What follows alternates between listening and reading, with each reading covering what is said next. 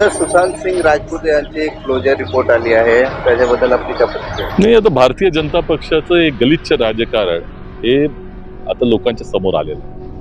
आणि मला असं वाटतं की सुशांत सिंगचा मृत्यूचा त्यांनी आपला राजकीय उपयोग केला, महाविकास आघाडी सरकारला बदनाम करण्यासाठी केला, बिहारच्या निवडणुकीमध्ये त्यांनी वापरण्याचा प्रयत्न केला. हे मेलेल्या व्यक्तीच्या टाळूवरचं लोणी खाण्याचा प्रकार होता.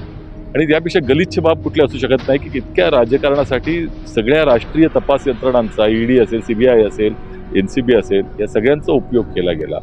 त्यांची बदनामी करण्यात आली. मुंबई पोलिसांची सारख्या जागतिक एक जी संस्था जी आहे, प्रतितीय संस्था आहे, तिची बदनामी करण्यात आली. रिया चक्रवर्ती सारख्या ज्या सामान्य व्यक्ती आहेत त्यांना त्याच्यामध्ये भरडण्यात आलं. सुशांत सिंगच्या नातेवाईकांना भरडण्यात आलं आणि हे सगळं राजकारण केवळ महाविकास आघाडी सरकारला बदनाम करण्याकरता केलं गेलं होतं. हे अत्यंत गंभीर आहे. एम्स सारखी संस्थेनं रिपोर्ट दिल्यानंतरही तुम्ही इतके दिवस लावताय. 4.5 वर्ष एखादी संस्था घेते क्लोजर रिपोर्टसाठी. कशासाठी? तर भारतीय जनता पक्षाला त्रास होऊ नये, भारतीय जनता पक्षाची जी राजकारण यशस्वी व्हावं यासाठी सीबीआय लागलं होतं. आणि म्हणूनच यापेक्षा अत्यंत खालच्या दर्जाचं राजकारण कधी असणार नाही. जनतेने हे लक्षात घेतलं पाहिजे. आम्ही या सगळ्या प्रकाराचा, हिडीस प्रकाराचा आणि अत्यंत गलिच्छ राजकारणाचा जाहीर निषेध करतो. दिशा साल्यांचे प्रकरण समोर आले आहे पुन्हा एकदा, त्याच्याबद्दल काय? तेही राजकारणासाठी वापरलं जात आहे. मुंबई पोलिसांनी त्याच्यावरती क्लोजर रिपोर्ट दिला होता. त्यानंतर सीबीआयनं ही जी काही आता सुशांत सिंगची केस आहे त्याचं इन्व्हेस्टिगेशन त्याच्याशी जुडलेलं आहे, त्यांनीही केलेलं आहे. त्या जे अनऑफिशियली त्यांनी त्या संदर्भामध्ये पुष्टी दिलीच होती, परंतु भाजपच्या दबावाखाली त्यांनी मागे घेतली. आता त्यानंतर SIT नेमलेली आहे, 1.5 वर्ष झाले. त्याचा रिपोर्ट का दिला जात नाही? त्याच्यात काही नाही आहे.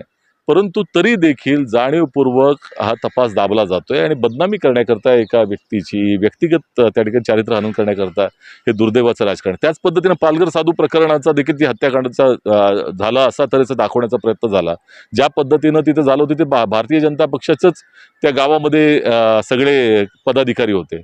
तरी देखील महाविकास आघाडी सरकारला त्या प्रकरणाचा देखील उपयोग बदनामी करण्यासाठी केला गेला. सीबीआयनं त्याचाही रिपोर्ट दिलेला नाही. आता 2 वर्ष होत आली. त्यामुळे अत्यंत वाईट पद्धतीचं राजकारण आहे. आदित्य ठाकरेंचं नाव येत आहे त्याच्याबद्दल.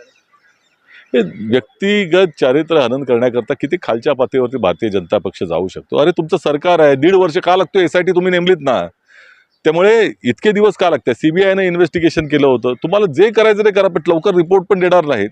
आणि आता प्रत्येक गोष्टीचा त्या ठिकाणी उपयोग केला जातोय. मला असं वाटतं की दिशा सालेंच्या परिवाराच्या वरती देखील दबाव आणण्याचा प्रयत्न चालला असावा, याच्यात काही शंका नाही, वाटत नाही आम्हाला. आणखी एक प्रश्न आहे सर, सुशांत कोरटकरचे एक फोटो व्हायरल होत आहेत, ते फोटो दुबईतील आहे असे असतील चर्चा. आता ते प्रशांत कोरटकरला पाठीशी घालण्याचा प्रयत्न हा चाललाच आहे. हे सरकारचं अपत्य आहे ते. त्यामुळे ज्या पद्धतीची भाषा त्यांनी केली त्या पद्धतीचा विचार या सरकारचा आहे.